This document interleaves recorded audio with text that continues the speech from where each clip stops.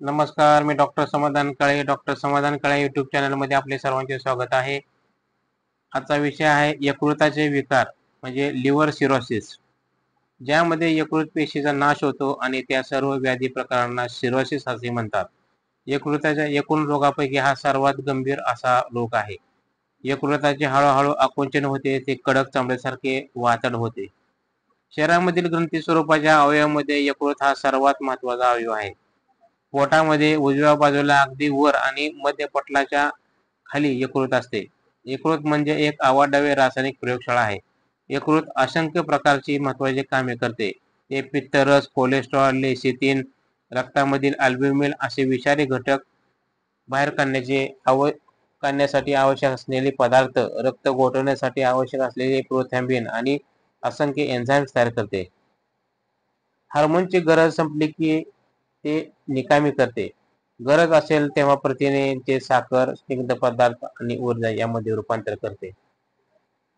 जीवनसत्व आणि खनिज याचा साठा करते व औषधी, विष, रासायनिक पदार्थ, जीवाणूंचा संसर्गामुळे तयार झालेले विषारी घटक याचा सर्वांचा नाश करते.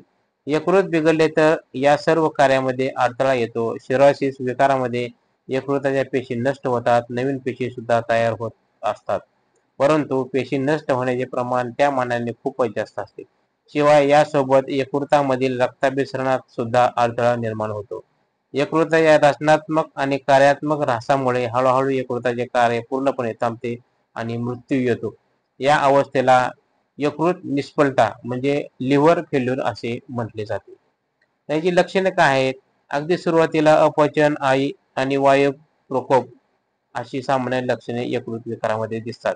कधी कधी मळमळ, उलटी होते, पोट दुखते, वजन कमी होते. विकारामध्ये स्वरूप वाढल्यानंतर सतत ज्वर येतो, तोंडाला घाण वास येतो, त्वचा पिवळी पडते, निळा रक्तवाहिन्या सुचतात, विशेषतः पोटावरच्या. चेहरा, मान, हात आणि शरीर यावर लालसर कोळ्याच्या जाळ्यासारख्या खुणा दिसतात. पोट पाण्याने भरलेल्या फुग्यासारखे फुगते. पचन मार्गामध्ये रक्तस्राव होतो, मानसिक गोंधळ उडतो. याची कारणे काय आहेत? खूप वर्षापासून दारूचे व्यसन हे सिरोसिसचे मुख्य कारण आहे. अमेरिकेतल्या दर 12 पैकी एका व्यक्ती माणसाला यकृताचा हा विकार झालेला असतो. अशा माणसाने वेळीच दारू सोडली नाही तर यकृत निष्फलता म्हणजे लिव्हर फेल्युअर ही अंतिम अवस्था येते. दारू किती काळ आणि किती प्रमाणात घेतले यावर या विकाराचे स्वरूप अवलंबून असते. नवीन संशोधनावरून असे सिद्ध झालेले आहे की सतत 10 वर्षे रोज 500 मिली दारू घेतली तर यकृताचा सिरोसिस हमखास होतो. कुपोषण हे सुद्धा सिरोसिसचे महत्वाचे कारण आहे. दारूचे व्यसन असलेला माणूस खाण्यापेक्षा दारूच जास्त घेतो. सिरोसिसची इतर अनेक कारणे आहेत. प्रक्रिया केलेली पदार्थ, सतत पिण्याच्या गोळ्या घेणे, ज्वर, गुप्त रोग आणि इतर रोगावरच्या औषधे, शरीरामध्ये इतर कारणामुळे विषाक्तता वाढली तर हा रोग होतो.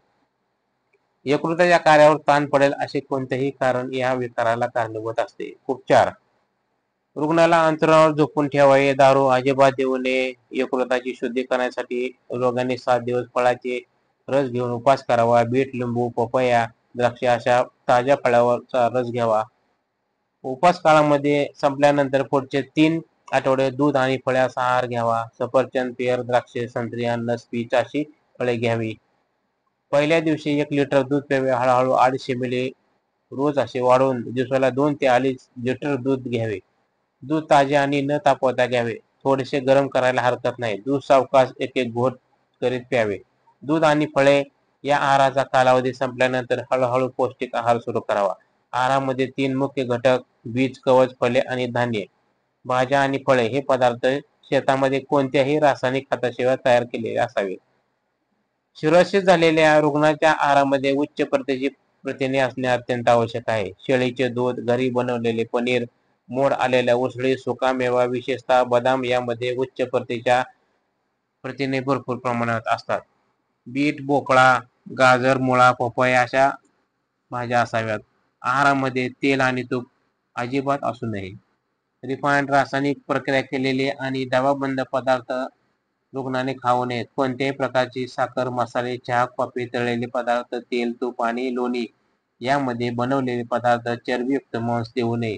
हवेचे आणि पाण्याचे प्रदूषण असेल अशा ठिकाणी रुग्णाने राहू नये. पोट साफ होण्यासाठी कोमट पाण्याचा एनिमा घ्यावा. बद्धकोष्ठाची सवय असेल तर ती दूर करण्याचा सर्व प्रयत्न करावे. यकृताच्या भागावर पट्ट्या पाण्याच्या ठेवाव्या. संपूर्ण शरीर ओलसर टॉवेलने चोळून काढावे. सकाळी कोरड्या टॉवेलने शरीर चोळून काढावे. श्वसनाचे व्यायाम करावे. हे सर्व उपचार रोज नियमित करावे. तर तुम्हाला यावर जर आपलं यकृत व्यवस्थित ठेवायचं असेल आणि यकृताचा कुठल्याही प्रकार किंवा शरीराचे कुठल्याही प्रकारचे जे मोठे आजार आहेत होऊ नये म्हणलं तर आपल्याला 3 प्रकारचे औषध मी सुचवतो. Riyansh Amrit juice, Riyansh acidity care drop आणि रियांश अमृत अल्कलाइन ड्रॉप. जर हे आपण नियमित वापरले तर कसे वापरायचे याच्या मी सूचना तुम्हाला देईल. मी खाली नंबर दिलेला आहे.